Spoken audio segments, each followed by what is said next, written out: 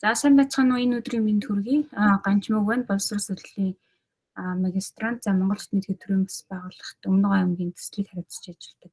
За миний хувьд өнөөдөр та бүхэнд ТИПАК хэмжилтийн загварын тохирцын шинжилгээ гэсэн сэдвийн хүрээнд өөрийнхөө хийсэн судалгааны ажлыг танилцуулах гэж байна. Тэгээд бүгдэнд нэг өдрийн мэнд хүргэе. За би энэс англиэр бэлтцсэн байжсэн. За юун түрүүнд гэх юм бол урт хугацааны боловсролын бодлого, дунд хугацааны боловсролын бодлого багш нарыг чадваржуулах, хөгжүүлэх, за тэднийг ажлын байран дээрээ заавчлаар багш нарыг чадваржуулах энэ мэдлэгийн хүрээнд за Өмнөг аймагтай Монгол Улсын их сургууль хамтраад ийм 5 удаагийн модуль сургалтыг бол зохион байгуулсан байгаа. За тэгээд энэхүү сургалтын дараагаар энэхүү судалгааныг авсан байгаа. За онлын хүрээнд гэх юм бол 20 дугаар зуунд боловсролын тэргуун судлаач Шуулман болохоор агуулгын мэдлэг, за мөн сургах зүйн мэдлэг, за түүнийг хэрхэн яаж хэрэглэх юм бэ? Одоо агуулга, сургах зүйн мэдлэгийн тухай энэ онлын мэдлэгийг бол 1900-аад онд бол төвшүүлсэн байгаа. За энэ нь болохоор яг туршлагаар сурсан ухаарлын мэдлэг юм гэж үзсэн байгаа. За үүний дараагаар Мишра болон Кохнер нар 2006 онд бол энэ ТИПАК буюу Technological Pedagogical Content Knowledge гэсэн энэхүү одоо судалгааны загварын хүрээг танилцуулж боловсруулсан ба анхандаа TPC гэж нэрлэжсэн бол дараа нь дуудахад амар байх үднээс ТИПАК гэдэг нэршилтэй ерөнхийдөө бол 2000 оноос хойш болж ирсэн гэсэн үг. Технологи, агуулга, за сургах зүй, за зарим тохиолдолд бол арга зүй гэж бол монгол хэлний бол орчуулагдаад явж байгаа. За онлын хүрээнд энэхүү ТИПАК загвар маань 7 одоо энэ дэд бүрэлдэхүүн хэсгүүдээс бүрдэнэ. За хамгийн эхлээд болох юм бол одоо сургах зүйн мэдлэг, зарим тохиолдолд арга зүйн мэдлэг гэж монгол хэлний орчуулагдаад байгаа. За мэдлэг байгаа. Энэ нь багшийн эзэмшиж буй багшлахуйд шаардлагатай тэр тусгай мэдлэг ойлголтуудыг хийлж байна гэсэн үг. За хоёрдугаар агуулгын мууг буюу content knowledge гэж яриад байгаа. За энэ нь тодорхой агуулгын хүрээнд үр дүнтэй багшлахыг хэрэгтэй тэр мэдлгүүдийг хэлж байгаа бол энэ хоёрын хосмол мэдлэг болох за технологи сургах зүйн агуулгын мэдлэг байгаа. За зарим тохиолдолд бол арга зүйн мэдлэг гэж бол монгол хэлний орчуулагдсан байна. За технологийн мэдлэг гэдэг нь юу хэлж байгаа юм бэ? Хэрэг багшлахыг сайжруулах бүтээмжтэй тэр боловсролын өндөр нам тэр сүүлийн үеийн технологийн талаарх мэдлэгийн багшийн мэдлэгийг бол технологийн мэдлэг гинэ гэж.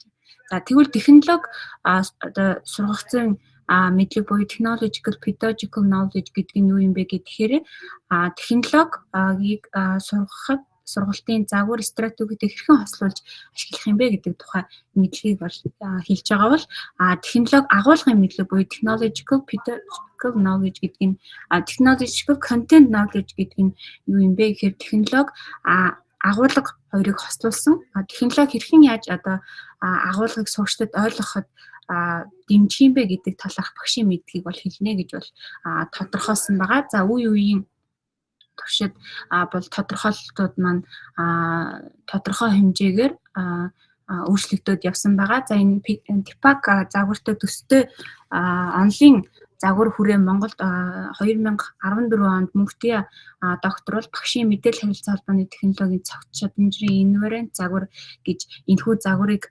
одоо онлын хүрээг боловсруулж танилцуулж гаргаж ирсэн нь ТИПАК загвартай нэлээдгүй төстэй ийм онлын ойлголтыг бол Монгол бол гарч бол судалж үзсэн байгаа. За тэгээ үүнийг болохоор гадаад хэл болоод технологийн багш нарын хувьд бол ямар байх юм бэ гэдэг талаар ийм 5 чадвар бүхий 3-5 мэдлэгтэй нийтдээ 3А 12 чадвар 53 мэдлэгийн онлыг бол боловсруулсан байдаг. За олон улсад бол Чай, Кох, Шмидт зэрэг эрдэмтэд бол ТИПАК-ийн үндсэн энэ TK, TPK, TCK, BK, CK PCK гэдэг энэ үндсэн ийм 7 бүрэлдэхүүн одоо хэсгүүдийг өөрийн үнэлгээгээр үнэлэх юм асуулга арга хэрэгслүүдийг бол боловсруулж илүү боловсронгуй болгож сургалт судалгаануудыг бол хийж ирсэн байгаа. За мөн Монгол улсад гэх юм бол за мөнхтөө болоод ихтгэл судлаач нар энэ TIPAC загварын үр үнэлгээний асуулга зам мэдээлэл харилцаа холбооны технологийн цогц чадамжийн загваруудыг бол судалж ирсэн байгаа. За ихтгэл нарын хувьд гэх юм бол одоо ишмид болон бусад эрдэмтдийн боловсруулсан энэ загвараар одоо энэ 450 математикийн багш нараас асуулгыг аваад за энэхүү асуулга бол найдварстай тохирцтой байна. TIPAC-ийг 7 бүрэлдэхүүн хэсгийг нэг дэд хэсгийг 4 асуулт бүхий энэ 28 асуултаар өмнөж өгөх боломжтой байна гэсэн юм Монгол дахь кейс тохиолдлыг бол судалж үзсэн байна. За миний энэхүү судалгаанд гэх юм бол эдгээр судалгааны аргуудыг ашигласан бөгөөд SPS болон AMAS програмуудыг ашиглан өөрийн судалгааны болон асуулга хэмжлэлийн загварынхаа үр дүнг нь бол боловсруулсан байгаа. Эхлээд TIPAC загварын өөрийн үнэлгээний асуулга хэрэгслийг англи хэлнээс монгол хэлний хөрвүүлсэн. За тэгээ айтем бүрийг асуулга бүрийг монгол англи хэлээр ижил утгатай байхаар боловсруулж за мөн хэмжлэлийн загварын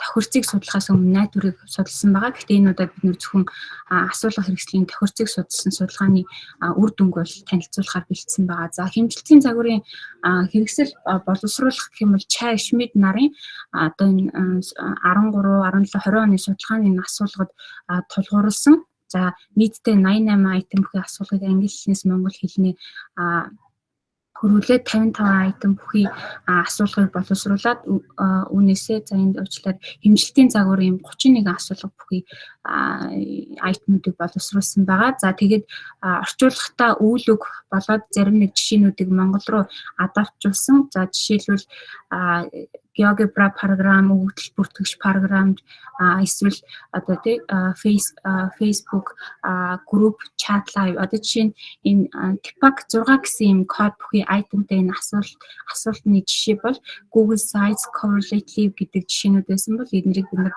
монгол руу багш нартай илүү ойлгох төвднөөс Google сайтууд, Facebook group, chat live эсвэл энэ TIPAC 2 кодтой энэ асуултан дээр бид нар блог, веб пост гэсэн юм жишээнүүдийг e-content, идүү хэмээн, мэдлэг хэмээн, бусад цахим хэлтгүүнүүд гэдэг байдлаар бол адаптжуул зарим нэг жишээнүүдийг асуулга дээр бол юм тохируулга боловсруулалтыг бол хийсэн байгаа. За төврөө гэх юм бол энэ 5 удаагийн модуль сургалтанд хамрагдсан багш нараас 2023 оны 11 сард бол авсан байгаа. Нийтдээ 13 судалгааны 238 багш хамрагдсан.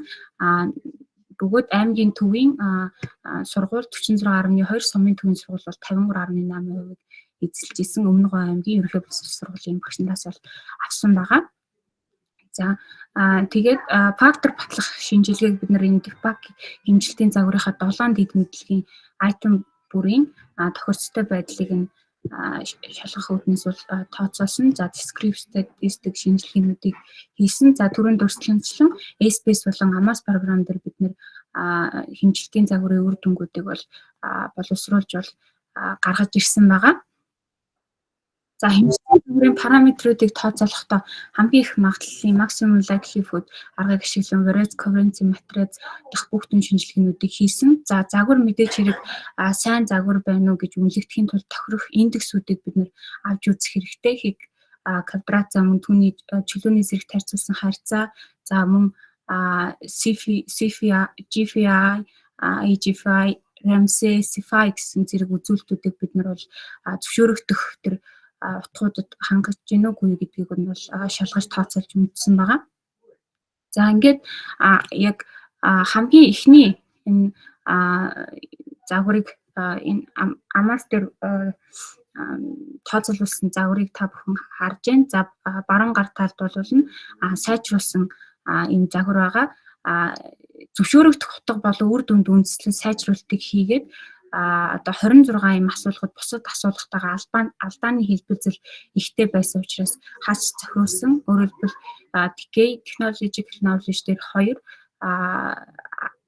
PK буюу Pedological Knowledge дээр 6-2 гэх мэтлийн ийм 26 асуулгуудыг бол хассан. Энэ дээр би энэ цаанаас за энэ Amos дээр юугаа энэ загвараа энд бүтэж зурсан. За эхний тохирох индексүүдийн хувьд гэх юм бол эхний үр дүн болоод сайжруулсан индексүүдийг энд харуулж болж байна. Өөрөөр хэлбэл Harry Black нарын загварт тохирсон байдлыг үнэлэмж удирдамжийн дагуу индексүүд нь судалгааны 7 өвчин зүйлийг хэмжилтийг зөвшөөрөх юм боломжтой байна гэдэг үр дүнг бол хэмжилтийн загвараас бол гаргаж ирсэн байгаа. Хэмжилтийн загварын бүтцийн коэффициентыг энд бол харуулсан байна. За энэ чинээс дүгнээд хэлэх юм бол Шмид нарын боловсруулсан энэ судалгааны асуулгад тулгуурлаж Монгол боловсруулсан энэхүү TIPAC хэмжилтийн загварын